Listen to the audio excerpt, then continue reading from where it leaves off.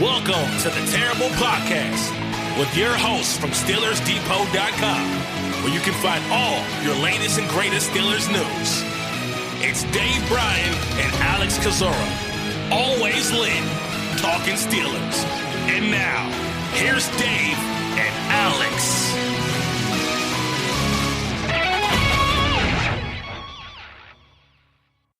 Welcome to the Terrible Podcast, Season 12, Episode number 18. He's Dave Bryan. I'm Alex Kozora, SteelersDepot.com. Thanks for being back with us for this Friday show. Dave, it feels like football weather, at least here. It is 59 degrees. There was college football on last night, and the Steelers play in just, 9 days from now. So welcome back to September. Welcome back to football. Yeah, absolutely. This time of year, too. Out here in Vegas, the weather, we usually joke that the 100 days of 100 degrees usually ends, a couple of weeks into September there. So I think it's starting to break already here. The mornings are great, and there was a nice exciting college football game on Fox last night with Ohio State and Minnesota and packed stadium, and yeah, it's that time of year again. So and rosters have been trimmed down, and yeah, we got a lot to talk about today. We figured we would.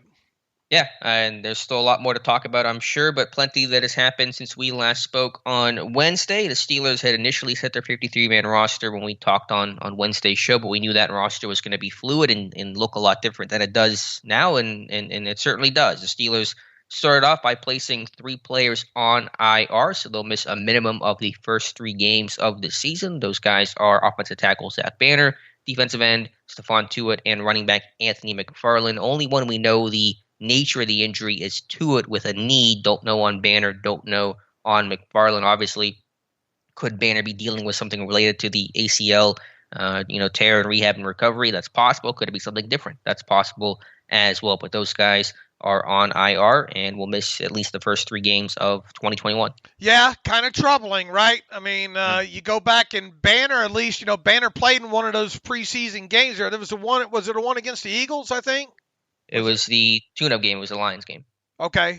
So he played in that one. He played, 12, 14 snaps, something along those lines there. And didn't seem to have any issues or anything there. And then, lo and behold, I don't think he practiced again after that. So I know Dr. Mel's got some speculation up on that on an article on Steelers Depot that went up, I think, yesterday there.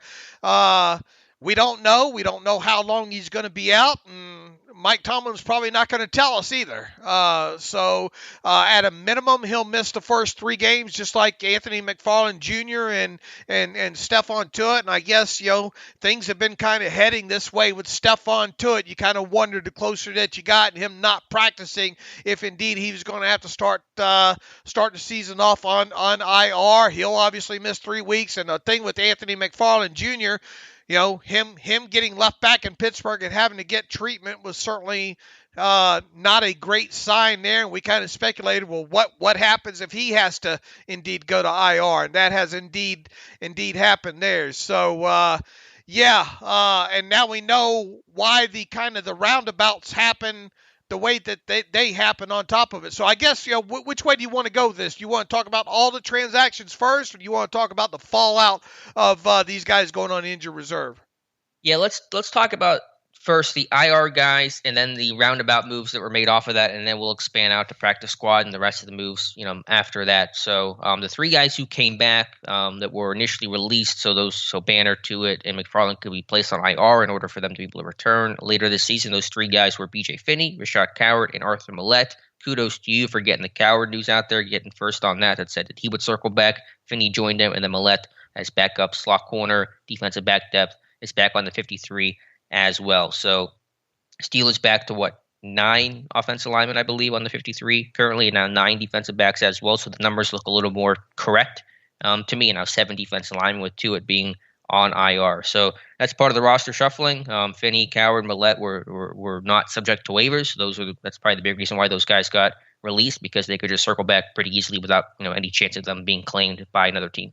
Yeah, and kudos to Matthew Marks. I think he wrote something up on why those players and how we've had kind of signs of that, I think, in the past with that, and guys that did not have to clear the waiver process that were just contract terminations. So something to think about down the line when trying to speculate some of these things that might have to happen with a roundabout because of a player on IR there.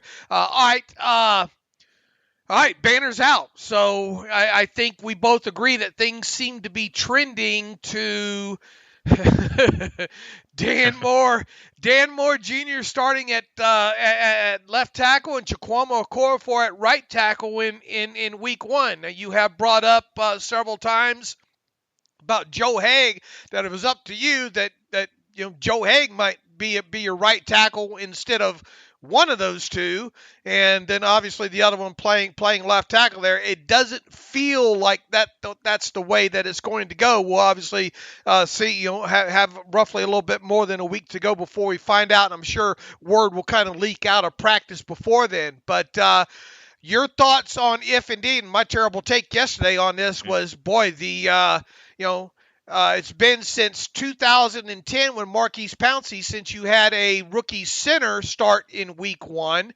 I don't think you can find, at least not going back to at least 1970, the last time the Steelers have had a rookie left tackle at week 1. And then if you want to talk about a rookie tackle in general, I think you have to go back to Marvell Smith back in 2000. The last time a rookie tackle started a game. And, I don't know if you want to count Chukwuma Okorafor, his rookie season, he was the tackle eligible for the first play. So I have, officially got the start there. I don't really kind of count that, but some might. So I wanted to make sure I threw that in there. But, and I think you got to go way back before 1970 as well, too, to find the last instance that the Steelers had 2 rookie offensive linemen start in week 1. So, first time for everything, I guess. And what are your thoughts about, we had quite a big question mark going into this thing is how the offensive line is going to be just in general with possibly 1 rookie in there, and now we have 2. Yeah, look at you with the stats of the weird. I respect it. That was a really good terrible take yesterday. I listened to it later last night. So yeah, here's how the projected starting 5 appears to be for Buffalo. Let's lay that out first. So left tackle Dan Moore Jr., left guard Kevin Dotson, center Kendrick Green, right guard Trey Turner, and right tackle Chukwuma Okorafor. That's the assumed right now starting 5, which based off your chuckle is not a great front 5 against also a very good Buffalo team, which has just destroyed Pittsburgh in the trenches each of the last 2 seasons. Granted, new personnel, new coaching staff. We'll see how things look, but Pittsburgh certainly had their hands full against Sean McDermott and Leslie Frazier and company. So, yeah, not great, Dave. Obviously, not great, Bob. That's my high-paid analysis here. It's not great. What's funny, and also I think I added in there yesterday in that terrible take as well too. You go back to last year, only one of those week 1 starting 5 offensive linemen that the Steelers had is still under contract. That being Zach Banner, and he's on IR. So you want to talk about flushing it. And look, maybe it'll end up being a good thing over here over time, right? I mean, we've talked several times about, can this offensive line be any worse than last year? I'm starting to wonder right now, but I mean, here's the thing. This unit's going to take its lumps, at least early in the season, to some degree. And I think the other thing that's important to point out here is we've talked about continuity with this line and hoping to get the 5 to work together throughout the preseason. Well, I guess technically this 5 did to some degree, but not in the speculated configuration that we think it's going to happen, which is Dan Moore at left, Moore, Dotson, Green, Turner, and then Okorafor there. At no point did that combination of left to right take any steps during the preseason. Yeah, they've had time in practice, but look, this is you'd feel maybe a tad bit more comfortable if this was at home, But man, this is on the road. It's a week 1 game. It's 2 rookies. It's just I closed my terrible takeout with this yesterday as well too. The Steelers are obviously going to be underdogs in this game and have been for a while, regardless of who this offensive line I think wound up being. If they somehow win this game in Buffalo in Week 1, unequivocally, man, I think this has to go down as Mike Tomlin's all-time best regular season win to date. It'd be up there for sure. But yeah, just looking at this line specifically, my overall stance with this line, and I kind of felt this way before the Banner IR news, and I certainly feel this way after, is that I still think it'll be a better run blocking unit than last year because it just can't be worse. I think it'll be a worse pass blocking unit, and there's going to be a ton of variance and up and down play along the way. And I think that's just kind of in summation what to expect from this O-line. But yeah, at right tackle in particular, I'm just worried about, I understand why a core four has been shifted back there as opposed to Dan Moore, because a core four is a lot more comfortable at right tackle starting 15 games there last season. Moore is not comfortable enough to play in an NFL game at right tackle right now, in my opinion. But man, you're going to be able to create movement off the ball and be able to run the ball behind a core four. I know Turner's there at right guard now, but man, core four is a below average run blocker. Power and strength and movement are his big issues, and I just worry about trying to run the ball behind him, which is your primary side running to the right.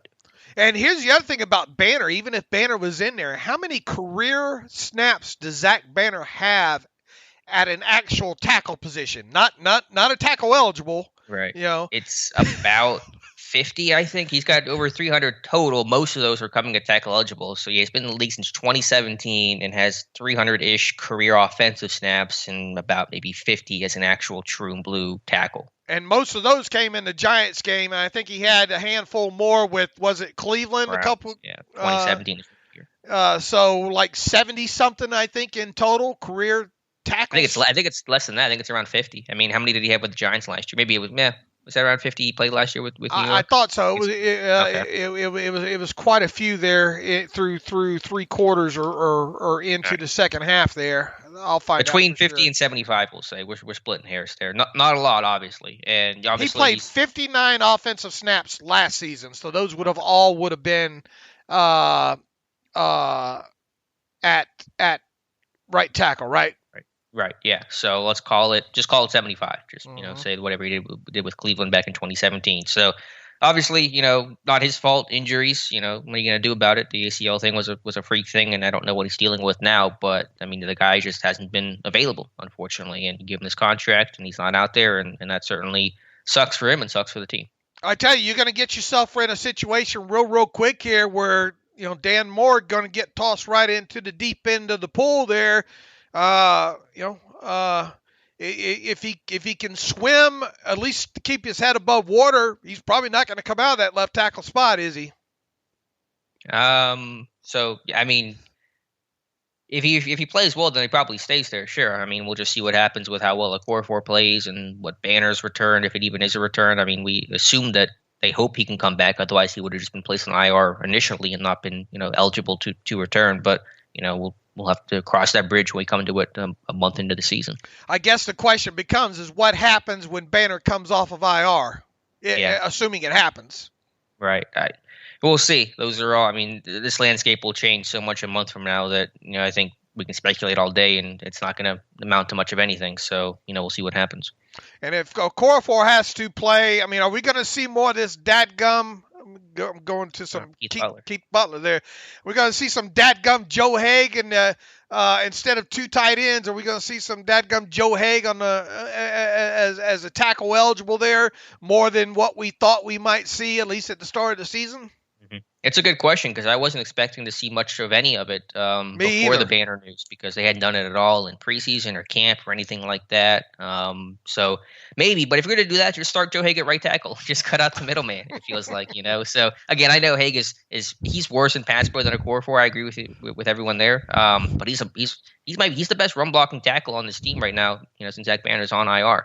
And you got to be able to run the football. That was the focus for this team all offseason was run the ball better, run the ball better, run the ball better. That's your best run blocking tackle. And he did well this preseason. He graded out, whatever it's worth for PFF, the best run blocker of any offensive lineman in the preseason, Steelers or otherwise. And so to leave that guy on the bench there when you need to run the football seems counterintuitive. All right. Well, that's some fallout there, and that was a good 15 minutes worth of fallout. We haven't even gotten, the running back position. You got anything else to add about the offensive line? I mean, we've talked about what a concern it is, and if anything, it's gone in the other direction, right? Right. We're just beating the dead horse, which is come alive for a second and then beat it back to death. Right. We're good at that. I'm especially good at that. All right. The rest of the fallout there. Stephon Tuitt. Look, you're talking about a guy last year that played out of his mind. I think, and you think that he should have been in for whatever it's worth, the top 100 players. He was snubbed there.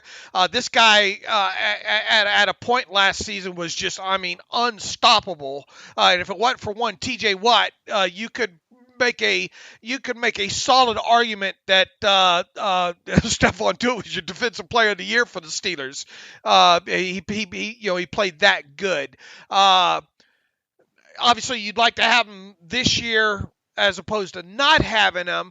But I will say this, and we've talked about the depth of the defensive line and how some of these guys have played, and really particularly Chris Wormley throughout the preseason. I thought he played really, really well. And I think even going back to late last season, we started to see this guy get healthy, get comfortable in the Steelers system. And yeah, it was late against some prime situations, but I think that carried over into this year. So I guess where I'm going here is, with Tuitt out, I would expect Wormley to start in that spot opposite Cam Hayward. Obviously, Tyson Adewalu in the middle there. Some nice depth overall in there.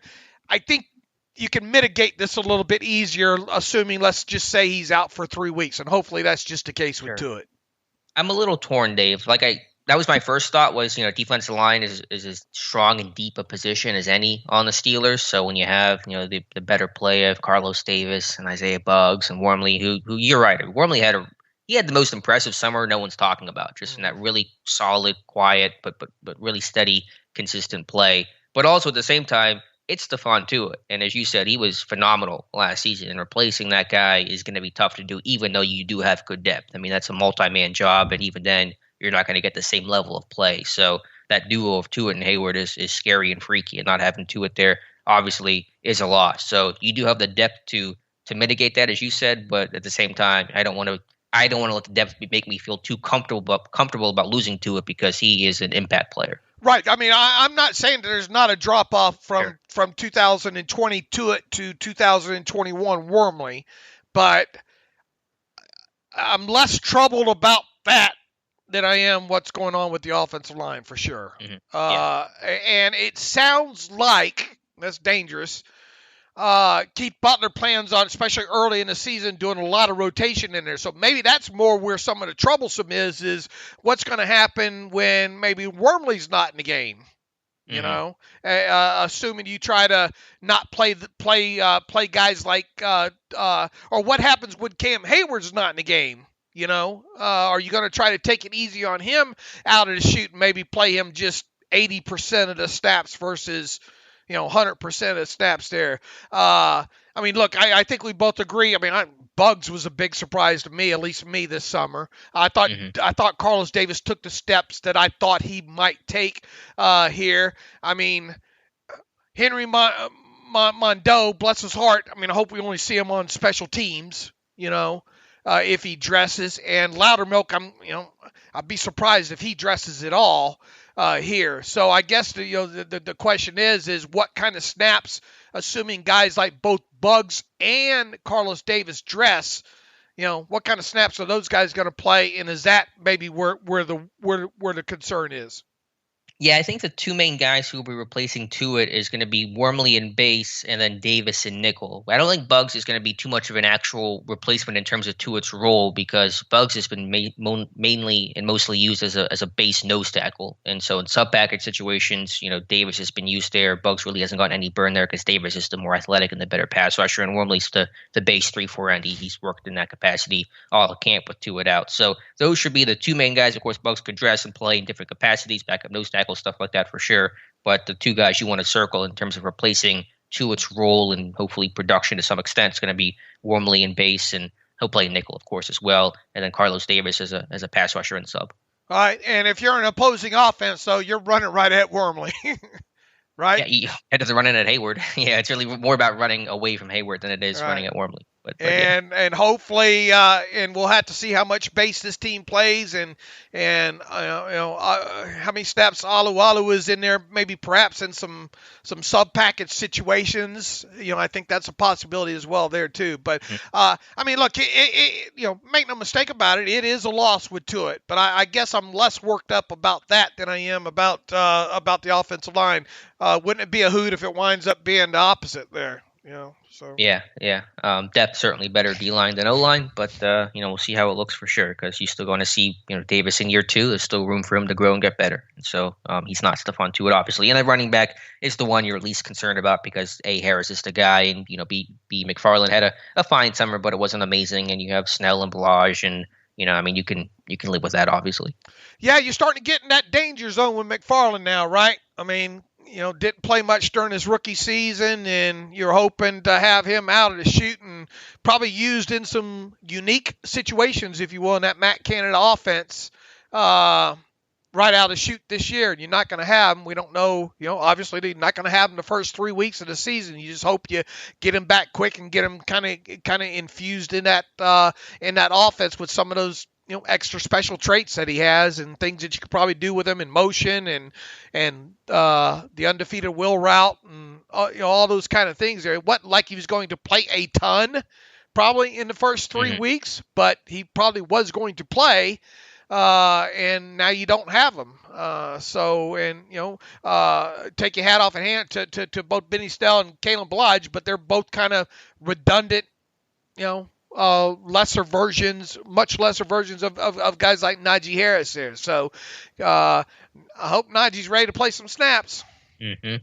R.I.P. Pony. We'll see you next summer, as we usually do. And the Pony backfield that McFarland was used in is that kind of slot, gadget, fast motion kind of guy, which might be a good thing, to be honest with you, because you put McFarland out there, then you're not putting better talented players. So maybe in a way it's a good thing. But will we know when these guys come back what the injury was? Because we still don't even know what it is officially for Banner and McFarland. When they come back, will they have a little designation for what the injury is? I don't think they officially have to designate it. Obviously, with them not on the 53, they won't be on any weekly injury report, because you don't have to list injured reserve players on your injury report. So But when they get back and they start practicing again, will they have that designation? I don't think so, because even if they once they're allowed to resume practicing, they're still not on the active 53, so you don't have to officially, unless Mike Tomlin or the player tells us, we're not going to know. Okay. Yeah, because I have no idea what it is for McFarland. If they can get Banner in front of him, Mike, he'll let it leak what's going on with him, because he likes to talk. But McFarland, I don't know if we'll know. Yeah, and with Banner, again, could this be related to the ACL? It certainly could be, as Dr. Mel wrote yesterday, but I don't want to assume that's what it is, because we have no idea. For all we know, he pulled a hammy and a shoulder injury or something totally unrelated to that knee. So I know that's the first logical thing people think of is, oh my God, he had a setback. But for the record, we have no information that's true. Right. Just want to put that out there. So, yeah, that's the three. On IR, the three guys coming back. Again, Finney, Coward, and Millette. And any insight there? Any thoughts there? More laugh. Yeah.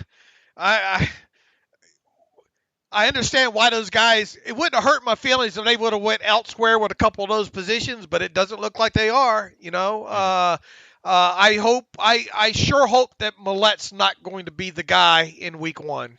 I'll tell you that. As far as a slot guy, we'll see.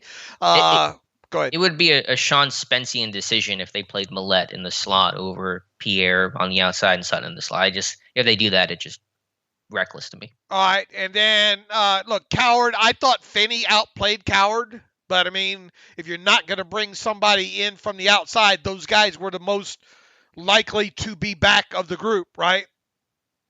Yeah, I'm okay with them bringing both those guys back, because the waiver wire offensive line talent is so hard to find. No team cuts good offensive linemen. And so I was more comfortable just bringing those guys back than trying to find someone new and get them in your system and up to speed and all that. So, again, is it ideal? Probably not. But I'm okay. I think probably bringing Finney and Coward back was better than trying to find some sort of outsider, because it was slim pickings on the waiver wire. And how many did you have before? You had 8 before. Now you have 10, right?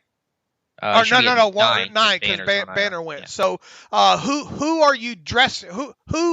Who does not get a helmet right now? You have to at least have 8 right on game day to be able to play the extra to be able to dress the extra guys, right? Yeah. So it'll be an interior guy that's not, because Haig's going to have to dress as your third tackle, assuming he does not start. So it comes down to Osnauer's going to dress as the backup center. So it's Finney or Coward, right? Coward, yeah. My guess is Coward doesn't dress. That's what I would do. He's not ready. I think Finney's more ready. He can play center and guard, which gives him a little extra versatility. So my guess is Finney will be up. I would agree with you. And then Millette. So now you're at 9 defensive backs. Will they all dress? Probably not. Probably one guy goes down, I'm guessing. And who would that be? It's a good Lane. Or Millette. I guess it could be Millette. I guess hopefully. Or Norwood. Yeah, who's your who? Well, let's. There's another piece of the puzzle possibly coming up here too to talk about. That's a fair point. Yeah, do you want to get into that now with the practice squad signings? I'm all stuffed up today. It's super cold here in PA. Feels like September. So yeah, Steelers have 15 guys on their practice squad. Still one spot open. They have yet to fill. I'm sure they will at some point here. The most notable name, we'll talk about all the names that were signed to the practice squad, but the most notable name, as Dave was kind of teasing there, is Carl Joseph, and that was, I think, the easiest shot for us to call in terms of guys that could be coming into Pittsburgh. The only surprise there in a minor way is that he was signed to the practice squad and not the 53, although according to the PPG, Joseph will get elevated to the 53 in the next couple of days. He's going through COVID protocols now and passing all that and that kind of stuff. So at some point, sooner than later, he should be up on the 53, which of course will require another roster move and then get into your active and inactive situation as well. All right, and let's assume that happens. Look, that like you said, that was a kind of an easy shot call, reverse engineering through, going back to pre-draft and all like that. So neither one of us are shocked, and probably most of the listeners aren't shocked that Carl Joseph is on his team. The biggest shock is that it's starting out on the practice squad, I think, but not so fast, my friend, as Lee Corso would say. It sounds like he's going to come up quicker, sooner rather than. Could he be will him coming up be part of an activation? In other words, or is he going to come up to the 53 for good? And if he does come up to the 53, who comes off?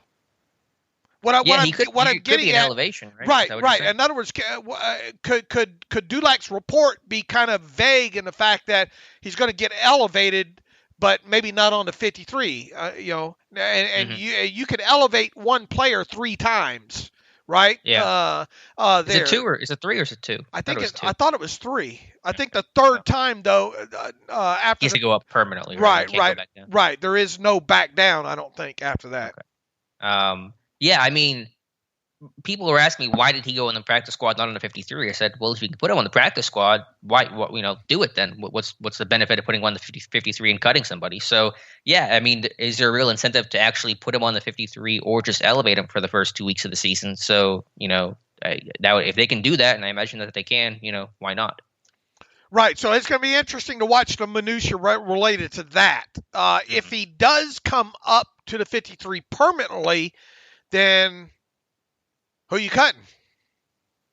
UG3 has to be the first odd man out. Still here. Yeah, because Allen didn't go on IR. I mean, I thought maybe they kept UG3 because Marcus Allen was going to go on injured reserve with that hamstring injury. So it'd be either a defensive lineman like Mondo or UG3, but UG3 makes a lot more sense than Mondo or any of those other defensive linemen. But long story short, I think we both agree that either it be through an activation or through a promotion to the 53, Carl Joseph is going to be on this week 1 game day roster as part of the 55. Right. Correct?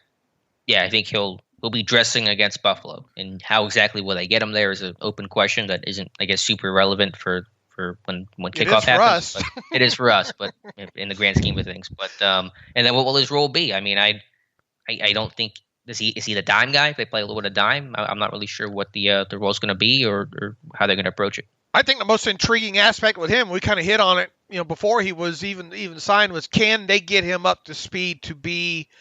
Does he have a shot at being the nickel? Yeah, I just don't see him as the full-time like slot guy. I mean, I don't think he has. I mean, he can play all over, but like, is he like Sutton or Hilton or that slot cover corner skill set? I don't really think so. All right. I think it's worth thinking about, though. Is he a better option? Look, people say, well, what? I think we got a tweeter I did the other day. What is it about Karl Joseph that's put him on all these different teams all these years since he's been drafted as a former first-round draft pick? And the answer to that is A, injuries, and B, coverage. Mm-hmm. Right. Yeah. And he's been hurt this preseason, you said, right? He got dinged up at some point. So right.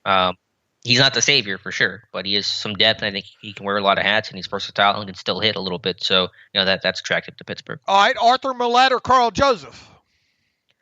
Play in the slot? Yeah. Neither. Just play Sutton. I mean, again, I think maybe some of those guys could have a role in dime of some sort, and you could do maybe some bigger package stuff with Joseph, but just play Sutton in the slot and Pierre on the outside. They keep trying to fight this thing and trying to find other options when the best options are staring them in the face. Okay. So is that what you would do? Would you still have Sutton in the slot, or would you look for someone else? Yeah, I mean, I would. Obviously, I think you're putting. You'll find out real quick what's going to happen with James Pierre on the outside, but I think Sutton is still the best shot because look, I mean, it's going to take anyway. It would take Karl Joseph time to get up to speed on this anyway, and we'll obviously see how that plays out with him. But personally, if I was choosing, it would be just as I mentioned there. Yeah. So that was the roster move with Karl Joseph. So other practice squad guys. So 4 more guys were brought in from outside the organization. And let me pull up the whole list here so I don't miss a name. But some other names from outside the organization include Christian Miller, edge rusher, former 4th-round pick at Carolina in 2019. Derek Tuska from North Dakota State, interesting guy. From Denver, Steven Sims, return guy, kind of a McLeod skill set from Washington, and Daniel Archibong, a defensive lineman who I believe was with Chicago. I want to say I'm not 100% sure on that. Yeah, you're right. And we got a film room coming from Dan on that here. Yeah. That's up already posted. Okay, it's already up. How you like these guys, man? We got a heck of a crew, don't we? Mm-hmm. We do. So kudos to them. Yeah, we'll have scouting reports on we have scouting reports up on everybody except for Miller right now. We'll have Miller done sooner than later. But so if you want to know the new guys, we have reports on them. And I did a contextualization on Miller. Come to find out, I didn't even remember until I went back searching our own site for him. Not only did we have a player pre-draft profile on Miller out of Alabama, I did a big play contextualization of him from I think his last season or maybe even his complete Alabama career there. So that's up there. Which I know the most about probably Miller and Sims, to be honest with you, because I did a story when the Steelers hired Ike Hilliard to be the wide receivers coach about the work that he did with that young receiver group over there in Washington, and Sims was part of that there. So if you're looking for a dots to connect there, that's your dot there with Sims and a connection to Ike Hilliard back in Washington. Sims really had a impressive rookie season, 30-something catches there. He can return kicks. You want to talk about if it was up to me, you know what I'd do? I'd toss Ray McLeod out with that bathwater right now. And put Sims in there. But I think Sims does, like McLeod, has a fumbling problem in the return aspect of it there.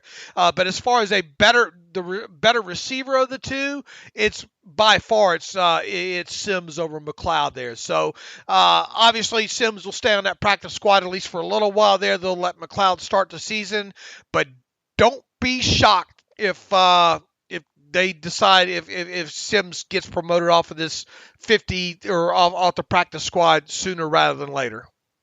Yeah, he's a fun player to watch for sure. And I think you made a good point about the Ike Hilliard connection. What were your impressions of Miller in that report? I haven't really paid too much attention to his NFL career. He hasn't really played on Sundays yet. I know he had some injury issues at Alabama, had some talent. Steelers, I think, had some level of interest in him coming out. But what did the Bama tape tell you? I better pass rusher than run defender. I mean, he's more of a sick 'em than, and that was pretty much his MO. I think coming out of Alabama is once this guy gets to the NFL, probably going to be a pretty decent pass rusher. Just can you get this guy to be able to play on his feet better and play the run? Gotcha. And then with Tuska, I think he was better run defender than pass rusher overall, but a well-rounded skill set. He had really good numbers coming out of North Dakota State, both production and testing. Had a 6.873 cone, but I don't see that bendiness on his tape. I think he's got some tightness in his lower body, but good hand use, plays the run well. Good on his feet, drops into coverage, and just kind of a good, well-rounded skill set overall. All right, anybody else from the practice squad that they signed? Most of them obviously were circle backs. My boy Cody White made it back, right? Yeah, you win the battle of Anthony Johnson versus Cody White, so kudos to you. Who else? Read off the rest of the names for the folks. The other names here, the guys that were in camp with Pittsburgh that were signed to the practice squad include Rico Bussey, again Cody White, Jalen Samuels, Trey Edmonds, Chaz Green, John LeGlue, Malcolm Bridgeton, Kevin Rader, Mark Gilbert, and Donovan Steiner. So no big surprises there. Bridgeton, a minor one, I guess, to me, but doesn't mean a whole lot to call it that, I guess. Right. Probably some favorites there, as far as guys that we tracked throughout, guys that we thought that might make it back there. So interesting group there. One guy did not make it back to the practice squad, though. So this is the portion of the show where we let the listeners gloat on us a little bit here. Yeah. I know we had said a lot this summer. Dunk on us. I'm sure we have an email about it. I'm guessing we do. The Quincy Roche was claimed on waivers by the Giants, and I know we had said that the odds of Roche getting the practice squad were good, but they're never certain. All it takes is one team, and the Giants were that one team. So they stole Tuzar Skipper, and they've stolen now Quincy Roche from the Steelers. Will Quincy Roche stay on the Giants' 53-man roster for the entire season? I don't know. We're evidently bad at this, so let's keep going. Yeah, we'll see. I say no. Okay, I mean probably with the roster shuffling and all that. I mean, at some point he probably gets the axe, but I mean he had promise for sure. But had they kept Roche over, Jameer Jones, people would have been mad about Jameer Jones not making the 53. So Jones deserved that spot over Roche to me, and that's what it came down to. Now you could argue Roche should have made it as well, and they should have cut someone else like UG3, and that's all well and good and fair. But I think Jameer Jones himself earned that spot. Are they still running what are the Giants? Are they still kind of running a 4-3 or what? Who's their new DC? Patrick Graham. Is he a hybrid guy, Patrick Graham? I'm not 100% sure what they're running. I don't remember. I haven't looked too deep into that. I'm just kind of wondering if they'll ask him, if they'll ask Roche to play on his feet more or hand in the dirt more. Yeah, he's going to be running down kicks, not doing a whole lot of defense maybe, but yeah, he was a good pass rusher, but Roche did not show a lot against the run and did not show a lot on special teams. So I understand why they cut him, and it sucks, but it's not the end of the world. I mean, we thought Tuzar Skipper was the end of the world, and obviously it was not. Right. So it'll be interesting to track him.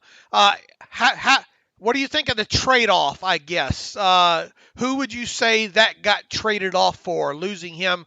Was it Miller or Tuska, or yes?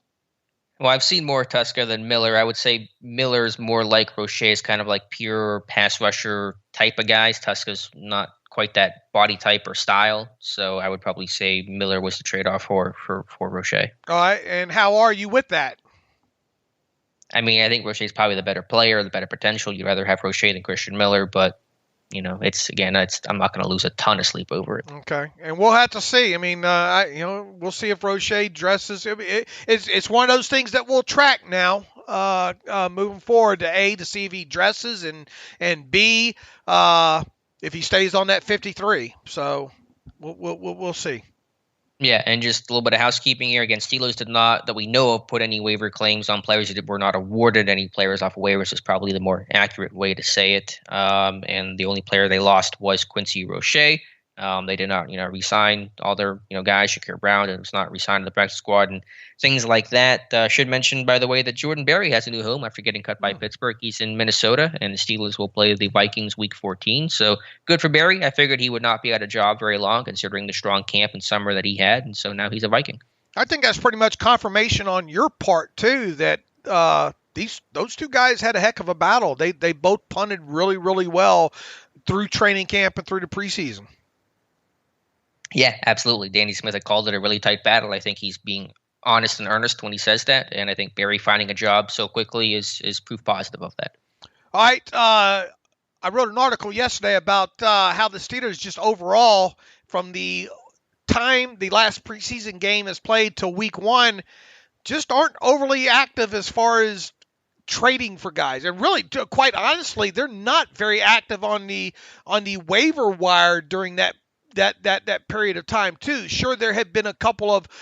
In fact, I think you have to go back to we talked about the great Kashad Lyons pickup of several years ago off waivers. There, I think that's the last time when you look at the period between final preseason game and week 1 of claiming players off of waivers. That was the last one. There. I'm surprised by that. I thought there was somebody since then, but I guess not. That's kind of crazy. Yeah, that is kind of crazy. And then when you go back and you look at players that the Steelers have traded for after the last preseason game and before the week 1 game happens, believe it or not, during Kevin Colbert's era, there have been just 5 players that he's traded for during that time. And a lot of them happened, I think, well before you was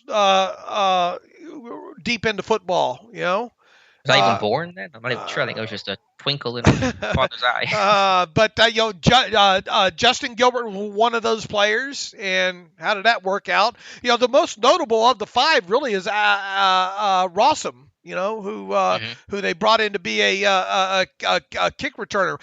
The great Patrick Cobbs was one of those. He didn't he dressed for one game at the start of the season. They got him, and then they waived him, was going to try to get him to the practice squad. He didn't want to sign on the Steelers practice squad, sign with the Dolphins practice squad, and that was it. Freddie Millens, they traded for. He stayed inactive every game the season that they acquired him. We talked about Ross, and we talked about Gilbert, and the other guy on the list, the great J.J. Wilcox of a few years ago. And how did that work out? Yeah, I would call Colbert 0 for 5 there on those trades. Well, I guess Rossum maybe a half a point or something. So right, you give him a win on that. I mean, got just for being the only defensive back to ever return kicks and punts for Mike Tomlin, and he swore off it after that. And first I think year. he got a touchdown. I think he returned one for a touchdown that year. So give him the W for that. All right, I'll give him 1 for 5. So. Yeah, Gilbert was a dud. Wilcox was a dud. The other ones were, small conditional type moves from long ago. But the odds of them trading for somebody now is super slim. They have no draft assets really to do so, and most rosters are beginning to settle in league wide. So unlikely to happen. Are you surprised about that? Did you quietly kind of know that? What were they going to trade? They have no picks. No, I'm talking about. Are you quietly surprised at the numbers like 5 during that? And I know it's a specific cherry-picked time frame of end of preseason to the start of week 1. I mean, generally up until this year, that's only a week's time. But and we have seen the Steelers deal during that time, but mostly it's been dealing away. Are you surprised it's only 5 names through Colbert's entire tenure? 5 different years, or no? Yeah, maybe a little. I mean, Colbert is very active. Usually he's more active in August, right before that craziness happens at cutdowns. What I was surprised by, though, was the point that you made about the waiver claims. And the last player to be claimed was Kashad Lyons like 6 years ago. I could have sworn there was somebody since then, but I suppose not. So that was a surprising stat to me. All right. Will they trade for somebody here? And look, if they're going to deal for somebody right now, they're going to deal for them right now, because you have to get the person in and through the COVID protocol and practicing, especially if you expect this player to dress in week 1.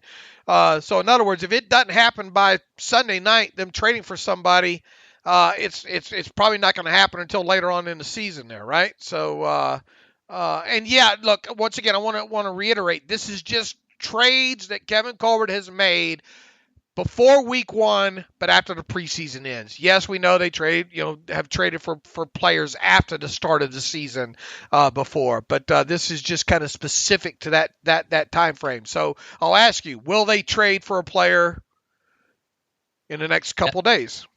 No, I don't think so. I think those odds are super low. There's no draft capital to trade. They've there's no glaring hole in the roster, and I just don't think it's going to happen. I mean, who are you going to trade for? And usually those trades happen right at the cutdown day. Like the Gilbert trade, I think, happened like on the cutdown day. And usually that's when teams are making trades and trying to offer guys to get something before they cut them. So no, it's not going to happen. All right, and why do we look for stuff like that? It's because that's what we do. Big old nerds over here. Yeah, exactly. All right, where else do you want to go now? Let's talk about overall, what has surprised you the most about this whole week process, I guess? What has been the biggest surprise about how this 53 has become the 53 and the practice squad has become the practice squad? What has been the biggest surprise? Yeah, nothing super surprising. I'm guessing you agree with that. Nothing that made you go, whoa. I mean, I'm still scratching my head trying to figure out how UG3 is here and why they have 6 inside linebackers. Now, will he be here week 1 is still an open question depending on what happens with Carl Joseph and other roster moves here. But nothing that was, because they didn't do a whole lot, I guess, in terms of adding outsiders and things like that. And there weren't any roster cuts that were so surprising. Obviously, Finney and Calvert were surprising initially, but those guys circled back. So same with Millette. So nothing that shocks you. Right. I guess the most, and it's probably not shocking the way that things materialized the last couple of weeks here, but the whole banner thing's just disappointing. Yeah. I would say disappointing more than shocking there, and obviously with Tuitt's situation as well too. But across the board, I think for the most part everything. There's not a lot of huge surprises that have transpired, at least in this last week. I don't think. Yeah. All right, Dave, let's talk about your favorite subject here. I know you've been waiting for this one. This is your Christmas, the TJ Watt extension that seems to be close. It seems like by the next time we're talking on Monday's show, TJ Watt will be a very, very rich man. There's some reports saying that a deal expected over the weekend. I think that was from the PPG. Aditi Kinkwabala said a deal is very, very close, although she said it's been closed for weeks. So, I mean, it seems a little odd to say. How big is that? I just said, very, very close for weeks and weeks. I mean, how close could it be for weeks and weeks? But point is, it sounds like it's going up. I know I've gotten a flood of comments. I'm sure you've even gotten more comments about, are you concerned about the Watt news? No Watt news. Will the deal get done? People are freaking out. Calm the masses a little bit for him, Dave. I will give you a percent level of how concerned I am about the Steelers getting a deal done with TJ Watt here in the next by week 1. 0.0000. I mean, I'm that confident, and I think I about said as much last year at this time with Cam Hayward as well too. There, a lot of people were freaking out, last minute saying, is something going to happen? And yeah, I know Hayward said, well, he was kind of, it happened last minute, but that's the way these things do. Let me give you a couple of dates here, Alex, some recent dates. And these are all guys that, a couple of them are former first rounders, obviously, and one was Stephon Tuitt, was a second rounder.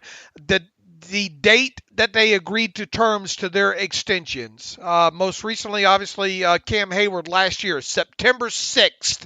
I'm looking at my calendar right here. It says today's the 3rd of September. So we haven't even reached the 6th yet. Stephon Tuitt, back when his extension was signed, 2017, September 9th. And then David DeCastro, when he signed his extension after getting a 5th-year option, was on September 8th, 2016. So there's still plenty of time here, and it's not shocking at all. And look, and we brought this up a few times, and I posted it on Twitter as well too. This probably has something to do with the CBA and how the team probably wants to treat a roster bonus here as well too. So that probably has something to do with it. I know people are saying, well, Jerry Dulac said that they're going to get it done soon after the preseason game. Well, you also have this extra week involved here on top of it. playing with it here as well too. So I took that as sometime after the Steelers' final preseason game and before their Week 1 game, and I know you're with me on this. To me right now, there's no reason to worry yet, and I think we are down to when the weekend when it's going to happen. If we get into Tuesday and this team starts practicing, all right, come talk to me, all right. But I really think by Sunday evening is when this thing's going to go down. Yeah, I'm with you. I think the extra angst is just because he hasn't really practiced much and has not practiced in team this summer. And so you want to get it done for Monday. So when this practice week begins, it can't be one of those, when you're getting on the plane type deals like Troy, because Watt needs to get this weekend and get his reps. He's already behind, and he's not going to be able to play his usual complement of snaps against the Bills, even if the deal happens on Sunday night or over the weekend, because he's just not probably in that kind of shape yet. But, I think by Monday, the deal's done. I do as well too. And here's the thing, folks: if you don't get T.J. Watt signed, I wouldn't blame him if he doesn't play. You would not. I guess you would believe. You see it in the comments on, especially the post that I did yesterday. People are turning on Watt now, selfish, and they're calling this a hold in instead of a hold out. This is a big deal for him, and that's why he hasn't risked his body, like people probably want him to risk his body right now. He's on the books right now to make $10.089 million, and that's a lot of money. Don't get me wrong here, but we're talking about him securing a deal here that's probably going to fully guarantee him at least more than around $50 million, and really virtual fully guarantees in the neighborhood of $100 million. All right. Are you going to get out there and risk a serious knee injury when you're talking about that big a gap as far as money goes? I say no. And I say if they don't get him for whatever reason, and I don't think it's going to get to this, but for whatever reason, if they can't get him signed, I don't think he plays. Well, let's hope it doesn't get to that point. I don't think it will, but I'm saying, would you? I mean, would you play for $10.089 million when there's the possibility of really $100 million out there or more? No, I get that. I haven't really thought about it from that angle too much. I mean, it's so hard to even imagine. Yeah, no, I get what you're saying there. I think it's all going to be a moot point and a bridge that we shouldn't have to cross here. But yeah, it is a big deal. And I don't begrudge players for getting their money. They have to capitalize on the short window they have in their NFL career. I mean, one has a chance to create generational wealth and change his family tree, and that more power to him for that. And as Andrew Brandt says, deadlines spur action, and so these things usually happen a little bit later than they do earlier, and that's just kind of the way negotiations tend to go. Do you have any issue with the way how he's handled things so far? I don't. I mean, again, I get the angst, of him not practicing fully and how that's going to impact him for the start of the season. That's a bit of a disappointment, but I think the pros outweigh the cons, and I think he's been at practice. If you watch him at practice, he still works on the side. He's still going with teammates, working with guys, being a mentor, a leader, and still staying in general shape. He's not been sitting on the sideline eating donuts. So, I mean, let's not think about it that way. But no, I really don't have an issue with it. It's a lot bigger issues on this team right now than what TJ Watt's doing or not doing. Knowing what you think that you know and what you do know about this whole situation right now, would you have done the same thing that TJ Watt has done up until this point? Well, let me put myself in TJ Watt's shoes because we're very similar people, obviously. Yeah, I'm perfectly fine. You got a heck of a long arm, man. Yeah, I just became a lot larger of a man. I think he did everything fine. I mean, was it the exact way that I would do it? I mean, I don't know. I can't even put myself in that place. But again, I have no issues with what TJ Watt has done. Is it because some people just can't wrap their head around $10 million versus $100 million and people say he makes enough. He agreed to this 5th-year option. He ought to take one for the team. There are people saying he's the one up the being the one up, the next guy to make the most, having that kind of attitude. I mean, that's part of the business, folks. I mean, I don't, I get it, but I don't get why people act that way. Yeah, I mean, we're just talking about big numbers, and so some people will say, $10 million, you can't. That's not enough. You got to have $100 million, and whatever the case is. And I get that instinct to it, but man, this is a multi-billion-dollar business. The NFL is. These players should be getting as much money as they can, and they should certainly be getting millions and millions and millions of dollars. And Watt certainly deserves it. Should Watt be the new defensive, highest paid defensive player in the NFL? Does he deserve to be that? 100%. I agree. And I think he will be. Yeah, let me get your final. You've talked about it so much, but I'm going to let you just call it, because it might be the last time we get to ask you. What will be the overall terms of the deal here? What are your best predictions for what the years and overall money and guarantee, whatever your Dave Nerdy stuff is? Call your shot here. Yeah, I really think it comes in right at $30 million for a lot of the reasons that Joel Cord, because I'm not convinced the Steelers are going to come off some of these. What I think they're going to do, they're going to use that tag situation against him. The back-to-back tags and a strap line. It'll be interesting to see. My biggest question is how much is fully guaranteed? Fully guaranteed. Does it extend beyond just the signing bonus? And what he would get in year one. But the rest of the terms of it, I've been pretty firm, and I think it does come in right at $30 million new money average. And I think the Steelers on the flip side asked for a 5-year extension on part of this, as part of this. And then, you do 5 new years at $30 million, that's $150 million, and the old money does not go away. That's $10.089 million. I think this is $160.089 million deal, 5-year extension. I think you're looking at signing bonus between $45 to $50 million, maybe a tad bit, depending on how they do a roster bonus in there. But I think T.J. Watt pockets somewhere around $45 to $50 million in just 2021 alone, when you talk about signing bonus and base salary and roster bonus and all like that. And the only question at that point is how much becomes fully guaranteed past this year. That, to me, that's the only question. So could it come in a little bit? I think that's the max, and I think that's the number. I will be surprised if his new money average comes in over $30 million. Right. But if his new money average comes in under $30 million, it's not going to be much, right? Because you're dealing with, with what Bosa got, was the last guy, to get paid there. So it's going to be right around, I think, in those numbers, Alex.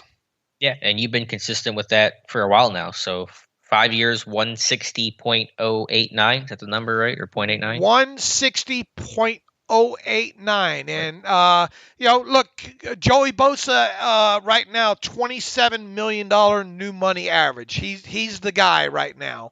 Could it be $28 million? I think T.J. Watt's doing the Steelers a favor, especially if the Steelers are able to stick to their guaranteed money principles and all like that. He is really doing the Steelers a favor if Watt's new money average is $28 million. I think he's doing the Steelers a partial favor if his new money average is $29 million. I think you make them pay for it, and you go with $30 million new money average, especially if he's not going to get kind of the guarantees. But it's going to be $28 million new money average to $30 million new money average. So if you wanted to take $28 million and times that by 5, what is that?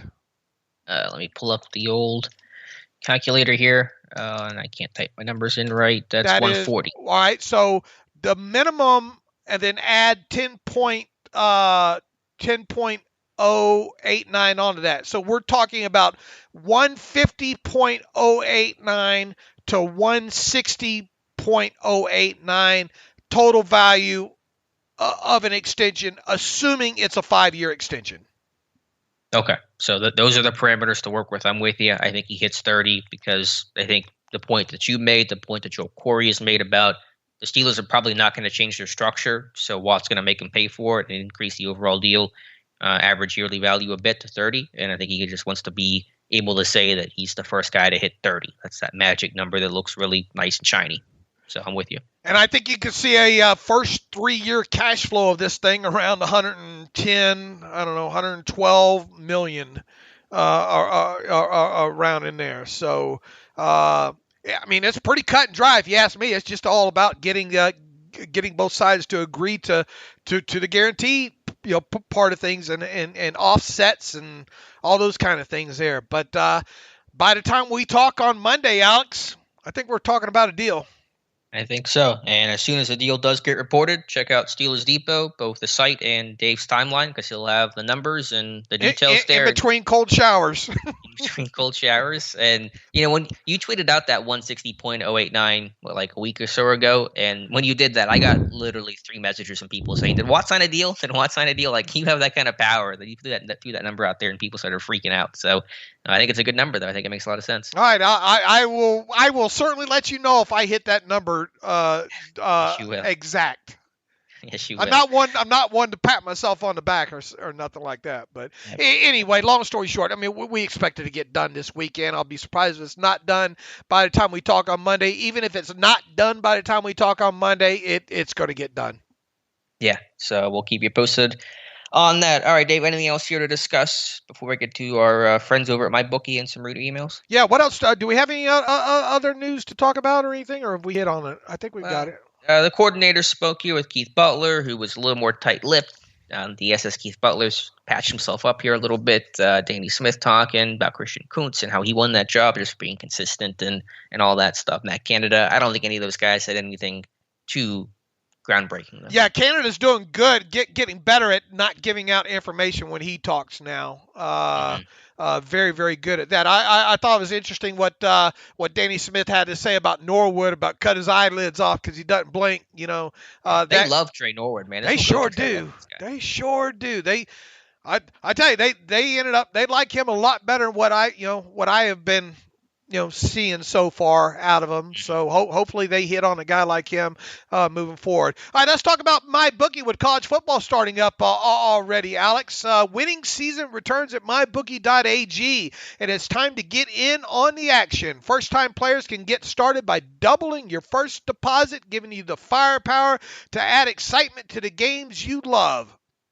College football odds, boost, NFL lock of the season, and over $500,000 in contest prizes live on site to make the winning season your best ever with MyBookie. With a historic 18-week NFL schedule offering more action than ever before, you need a sportsbook casino that's reliable, and you won't find one better place than MyBookie. I know you're going to bet this season, so do the smart thing. Sign up with MyBookie and use our promo code TERRIBLE to get your first ever deposit matched dollar for dollar. That's extra money credited to your account instantly just for using promo code TERRIBLE and making your first deposit. Bet anything, anytime, anywhere with MyBookie. To redeem this limited time bonus, all you have to do is make your first secure deposit with mybookie.ag, and you'll instantly receive double your money into your account. You can't beat that. Doubling your money has never been easier. If you want to take advantage of this unbelievable deal, head to MyBookie today and start making some serious cash. With your doubled up funds, there are no limits to what you can bet on. MyBookie has all of your favorite sports and leagues to wager on to satisfy your sports betting needs. So don't wait. Get to mybookie.ag right now and use promo code TERRIBLE to redeem your double deposit bonus today. That's promo code TERRIBLE to get double your first secure deposit today. Bet anything, anytime, anywhere with MyBookie. It was good to see college football back last night. Great game between Ohio State and Minnesota. Ohio State with a comeback to come out on top. And Steelers had a scout there, which is not a big surprise. It's Ohio State, big matchup there. But Steelers were in attendance. Absolutely. Who? Any games that really got your eye this week? Georgia and Clemson going to be a good one, ain't it? Right out of the chute. All of them, man. Football's back. So, I mean, the atmosphere is great. It's sorely missed. And so, just any game out there. Penn State, Wisconsin should be a good one. A Big Ten matchup there. I think Indiana and Iowa, if you like Big Ten football, should be a good one there. I mean, there are some good games. Really looking forward to watching this week. All right, with that, anything else before we get to the email machine? Nope, let's do it. Let's get to some reader emails. All right, let's see. I'm sure we have someone yelling about Quincy Roche in there. Sure I do. Let's see here. Let me go down here. Jelani Suleiman writes in, "Hey, David Knox, hope you guys are doing well. With an increased emphasis on the run game this year, what do you think would be an ideal stat line for Ben Roethlisberger? Also, if he does perform well this season, do you think he comes back for another season in 2022? Thanks as always." What do you think is an ideal stat line for Ben Roethlisberger? That's a good question. Something similar to a couple years ago, right? Around 4,500 passing yards? I don't know. Yeah, I'd love to keep his pass attempts under 600, even with a 17-game season. If you do that, that kind of signals that you're able to throw the ball less, which probably means you're playing with more leads and that kind of stuff. So under 600 pass attempts for, I don't know, around, call it 3,700 yards and 30 touchdowns and 10 or fewer interceptions. So a similar stat line to last year, but hopefully just a little more even play and, of course, avoiding the collapse at the end of the season. Absolutely. Don't want to see him have to drop back 40 times a game or more to pass. I mean, you're setting yourself up to have something happen there.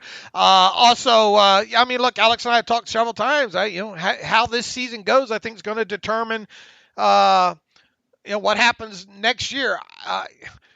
Odds. Your gut tells you to bet against him playing for the Steelers past this season, but at the same time, I wouldn't bet my house on it. I think if things go well, I think there's a decent chance that he could be back in 2022. Yeah, it just depends on how his body feels. Obviously, how he plays, but how that body feels, how the knees feel, how the arm feels overall. If he feels good, then there's a chance. Obviously, we'll have to work out the contract, which I think you can figure out. So I'm not going to close that door. I think it is his last season, but I'm not going to close that door shut.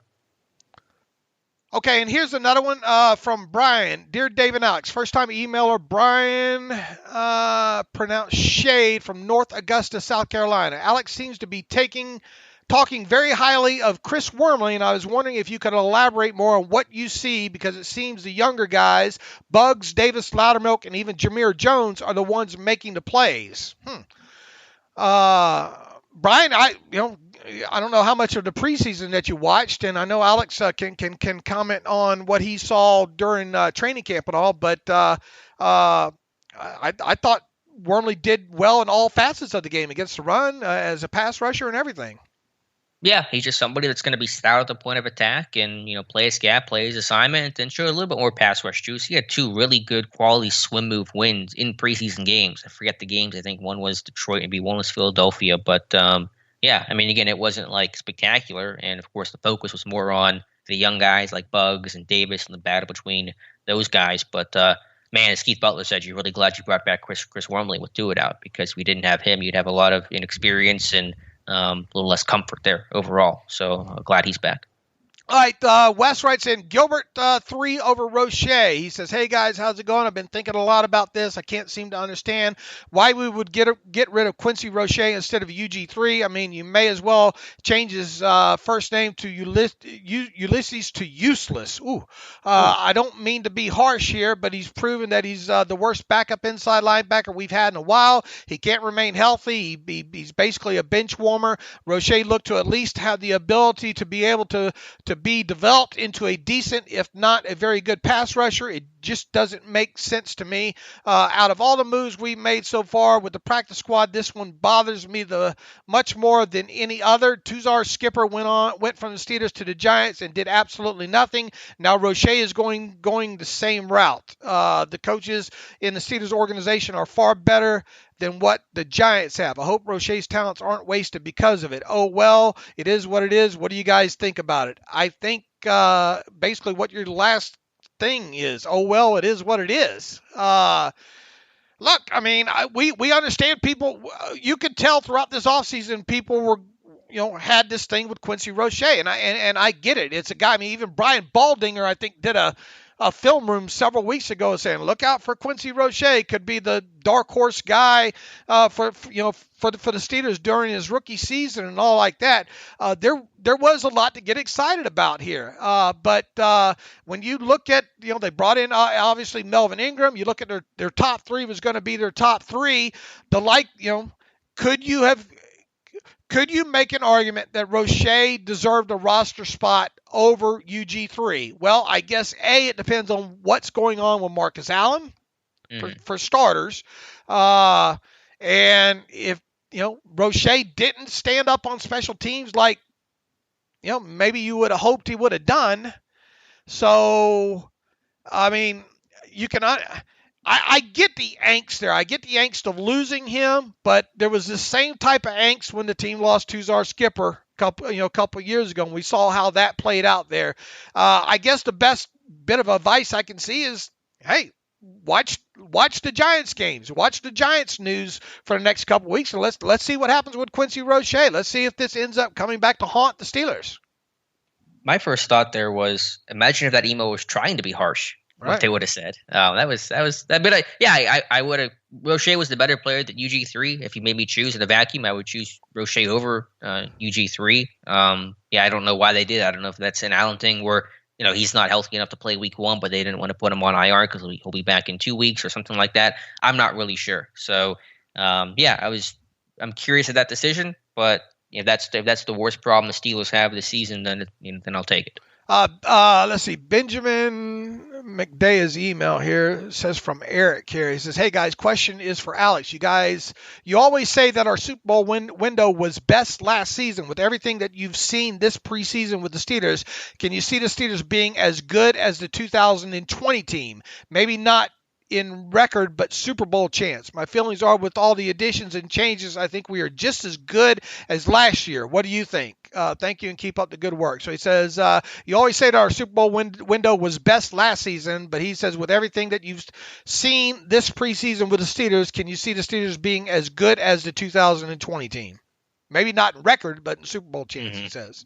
No, I'm still not there. I'm a little more optimistic than I was a month ago after seeing the really impressive play of Melvin Ingram and trading for Joe Schobert and things like that. But still, I mean, not only, again, from a roster standpoint for Pittsburgh, but, it's a much tougher schedule. It's a much more competitive AFC North. Other teams around the division or around the conference like Buffalo are growing and getting better. So, last year, the first year without Brady in the AFC was kind of the chance, and to me that was the group to do it. So could this team do it? Sure, I'm not going to say there's no chance to it, but are their odds as good as where I was last season? I'm still not there. I'm with you there, and we'll obviously get more into our predictions here pretty soon here for the season. This one from Andy. Hey, Dave and Alex, I need to start by saying that you guys are amazing. Your coverage is extremely in-depth, knowledgeable, and just fantastic. You guys are my only source I go to for Steelers news. Well, thank you for that. I apologize for not being a financial contributor yet.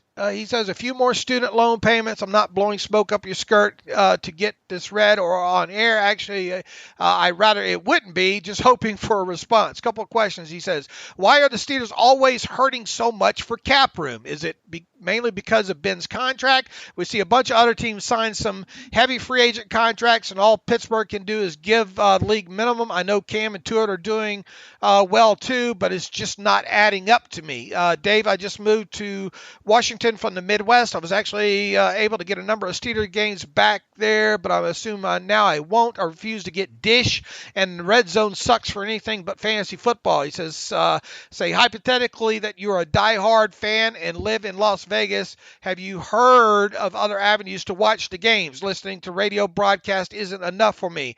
Alex, I have to say the show got a huge upgrade when you stepped in as co-host. I'm going to my very first game at Heinz Field this year against the Lions. If you happen to go to the game, be honored to buy you a beer and a dog.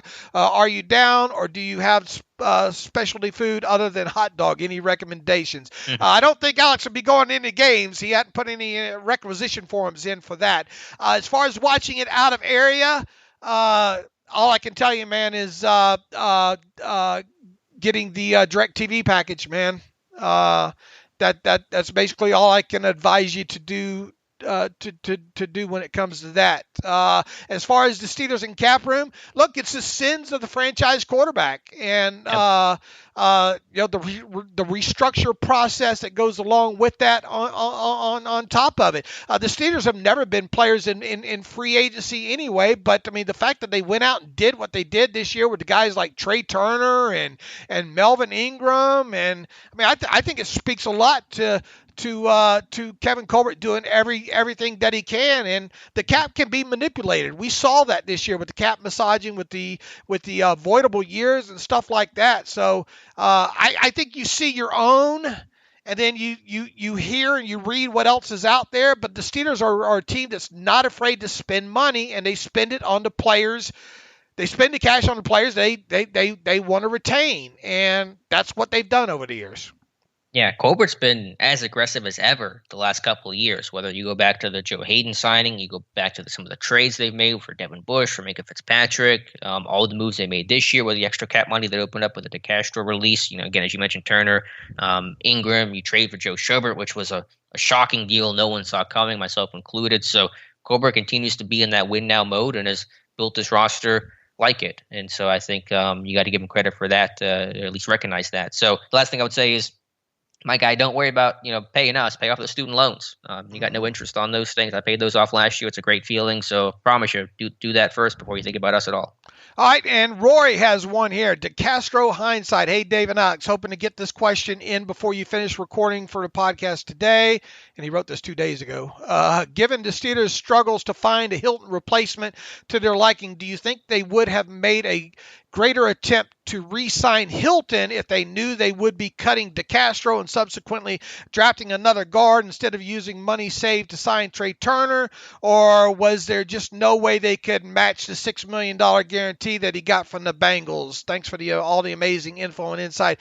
Roy, I wish I had a perfect answer for that, but I don't, and it is one of those hindsight is 50-50 type questions there that you just, we're not playing with all the information here either.